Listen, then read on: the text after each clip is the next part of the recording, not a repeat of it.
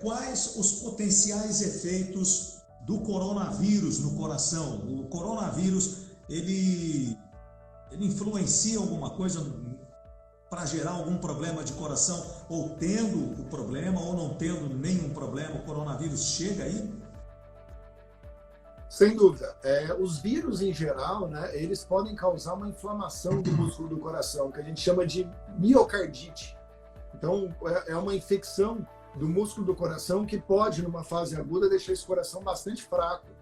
E isso acontece até com os outros vírus mais comuns. Então, às vezes, chega no hospital um paciente com uma queixa de dor no peito, que piora quando respira, o eletrocardiograma alterado, e a gente pergunta, nos últimos dias, da última semana, você teve algum quadro de diarreia, de febre, sintomas respiratórios? Ah, tive. E aí a gente faz um ecocardiograma, que é a ultrassom do coração, a gente vê o músculo mais fraco, isso altera também o exame de sangue, da mesma forma que altera um infarto, então às vezes o diagnóstico é até um pouco confundido com infarto, e quando você vai conversar com o paciente, você vê que ele teve um quadro viral, provavelmente na última semana, e o coração, ele sofre esse processo inflamatório, ele enfraquece, e isso pode causar também uma inflamação do pericárdio, que é uma camada que envolve o coração, que chama pericardite. E o coronavírus, como qualquer outro vírus, ele tem esse potencial de causar uma inflamação no coração,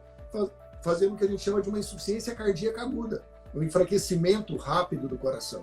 E isso nos pacientes que já têm o coração mais fraco, que já infartaram, né, que têm hipertensão descontrolada, isso é mais grave ainda, porque ele não tem essa reserva para poder lidar com esse processo inflamatório. Então, o primeiro ponto é essa inflamação que o vírus pode causar, enfraquecendo o coração. Um segundo ponto importante, que isso foi visto com a evolução da doença, né, acompanhando os pacientes, é que esse vírus ele tem uma capacidade protrombótica. Ele faz com que o sangue seja mais fácil de coagular. E para os pacientes que tenham doença coronariana, que tenham placa de gordura nas artérias, o processo inflamatório pode instabilizar essas plaquinhas de gordura, e essa capacidade de formação de trombo pode levar ao entupimento dos vasos.